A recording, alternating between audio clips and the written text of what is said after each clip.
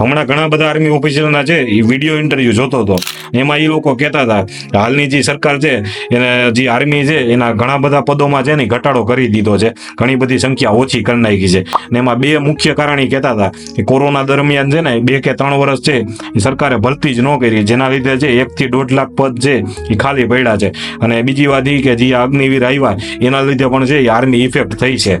એટલે આ બે મુદ્દે છે એ સરકારને ખાલી એટલું જ કહેવું હતું કે આ અગ્નિવીરની યોજના છે એ તાત્કાલિક રદ કરો, કારણ કે અગ્નિવીરની જે યોજના લાવ્યા છો ને એના ફાયદા છે એ અત્યારે પહેલગામ તરીકે છે એ જનતાની સામે છે એ તરી રહ્યા છે. એટલે છે આ યોજના છે અગ્નિવીરની તાત્કાલિક રૂપે છે એ બંધ કરી દેવામાં આવે. અને આ મુદ્દે જે તમે દલીલ દેતા હતા કે અગ્નિવીરોને જે પેન્શન નહીં આપવું પડે તો દેશ ઉપર જે બોજો હળવો થશે, પણ આ દલીલ છે તમારી રહેવા દેજો. એમાં ટૂંકમાં એટલું જ કહું છું, તમે જેટલો ભ્રષ્ટાચાર કરો છો ને એ બંધ કરી દો ને તોય છે આર્મી અને એના છોકરાઓ એ બધા છે ને પેન્શન ઉપર રહી શકશે, જીવી શકશે. એટલો તમે એથી જાજો ભ્રષ્ટાચાર કરી નાખો છો. એટલે છે ને આવી દલીલ દેવાનું રહેવા દો કે તમારી પાસે છે ને પૈસા નથી એ લોકોને પેન્શન દેવા, કારણ કે તમે છે ને દેશની જનતાને છે એ અઢળક લૂંટો છો, ખૂબ લૂંટો છો અને ખૂબ ટેક્સ લ્યો છો. તો એમાંથી જઈ થોડોક ભાગ છે આ આર્મી ઓફિસરો છે એને પેન્શન રૂપિયા દેવું પડે, તો એમાં જનતાને કોઈને કાંઈ વાંધો નથી ને તમને નો જ હોવો જોઈએ.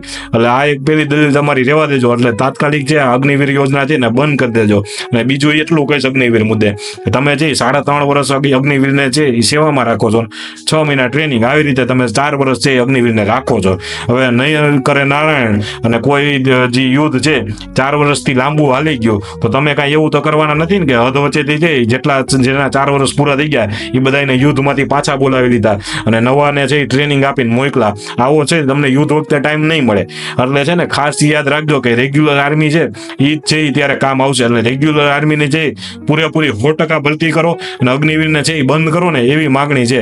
એટલે ખાસ અમારી માંગણી છે કે અગ્નિવીરને તાત્કાલિક રૂપે બંધ કરવામાં આવે. રેગ્યુલર આર્મી છે ને પૂરેપૂરી 100% ભરતી અને ઉપરથી છે માથે છે થોડીક એમાં પદોમાં છે વધારો કરી થોડાક વધારે આર્મી મેન રાખવામાં આવે ને એવી સરકારને અત્યારે અપીલ છે. તો આ ઉપર છે ખાસ ધ્યાન આપજો. ધન્યવાદ.